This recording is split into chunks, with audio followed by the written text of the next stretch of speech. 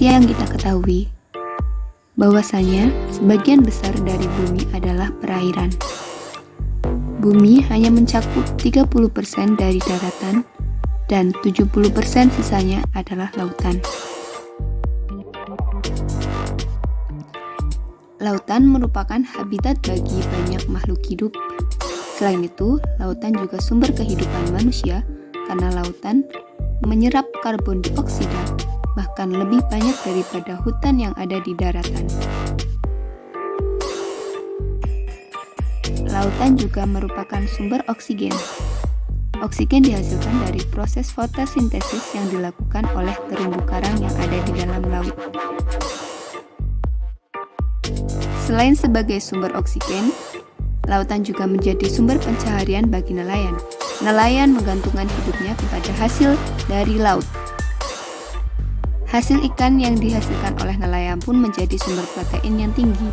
Sumber protein dari ikan ini merupakan sumber protein yang lebih mudah dicerna daripada sumber protein lainnya.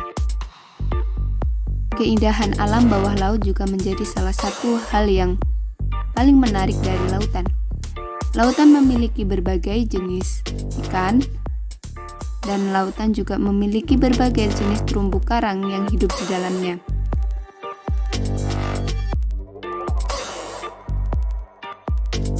Indonesia juga merupakan salah satu dari negara kepulauan, yang dimana 2/3 bagian Indonesia adalah perairan, dan berbagai jenis makhluk hidup tinggal di dalam laut Indonesia.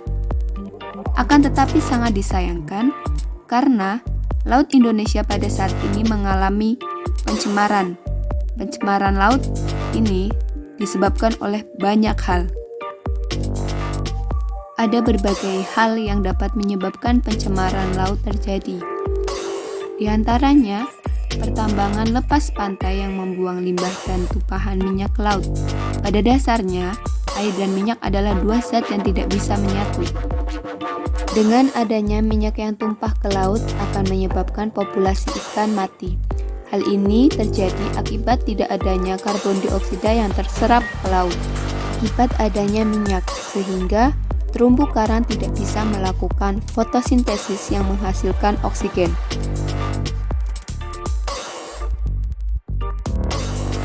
Pembuangan limbah pabrik ke laut juga menjadi salah satu penyebab pencemaran laut.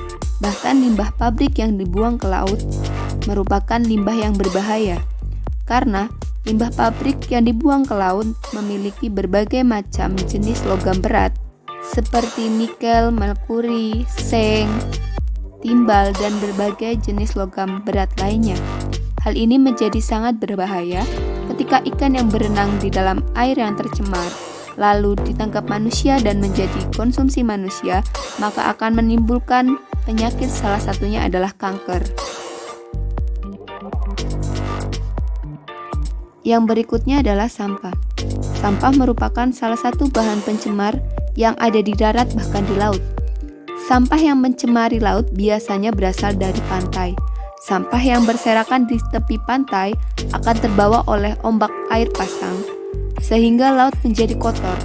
Sampah yang tidak dapat diurai seperti plastik dan karbon dapat termakan oleh ikan dan menyebabkan ikan tersebut tidak sehat untuk dikonsumsi oleh manusia.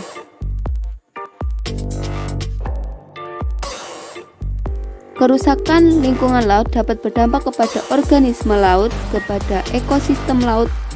Selain itu juga bisa berdampak kepada manusia. Selain berdampak kepada organisme laut dan ekosistem laut, pencemaran yang terjadi di laut juga bisa berdampak kepada sektor pariwisata yang ada di laut. Jika pencemaran laut terus terjadi, akan sangat berbahaya baik untuk kehidupan laut atau bahkan untuk keseimbangan kehidupan manusia. Begitu banyak dampak yang diakibatkan oleh kerusakan laut, maka kegiatan pencegahan terhadap kerusakan laut harus segera dilakukan. Kegiatan ini harus dilakukan oleh kita bersama-sama dan dimulai dari diri kita. Adapun kegiatan yang bisa kita lakukan adalah sebagai berikut. Yang pertama yaitu pilihlah barang yang dapat digunakan kembali, bukan barang yang menggunakan bahan plastik.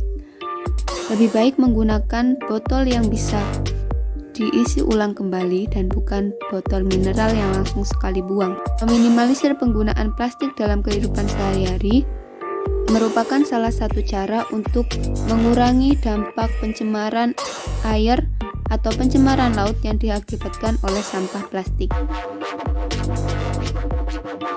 Yang berikutnya adalah mendaur ulang sampah. Mendaur ulang sampah merupakan salah satu cara untuk mengurangi kapasitas sampah dan jumlah sampah, baik yang ada di laut ataupun di darat. Dengan mendaur ulang sampah, sampah yang berpotensi menjadi limbah di laut akan didaur ulang dan menjadi barang yang lebih bermanfaat.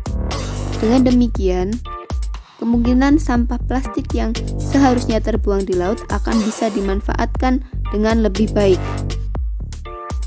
Yang ketiga adalah gunakan tabir surya yang ramah lingkungan. Beberapa tabir surya berpotensi dalam merusak habitat laut. Dalam memilih tabir surya, pastikan terlebih dahulu apakah tabir surya tersebut aman dan tidak beracun ketika larut dalam air. Tabir surya yang baik untuk laut adalah tabir surya yang berbasis mineral.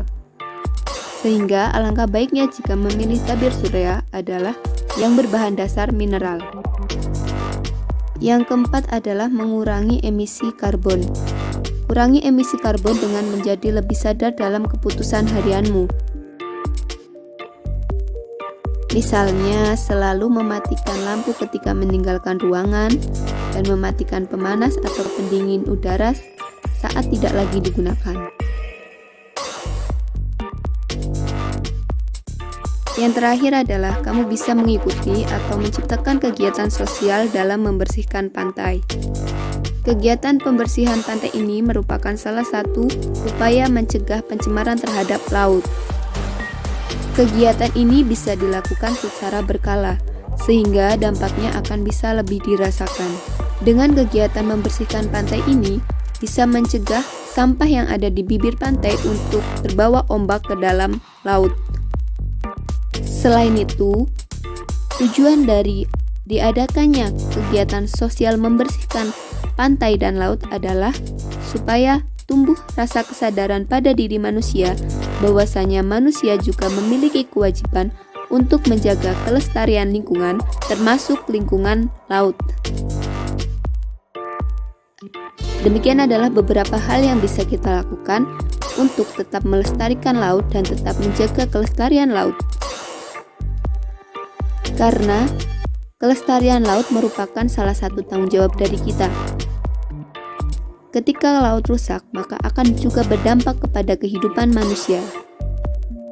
Oleh karena itu, mari bersama-sama ciptakan laut yang bebas dari sampah dan laut yang sehat. Dimulai dari diri kita sendiri, buanglah sampah pada tempatnya.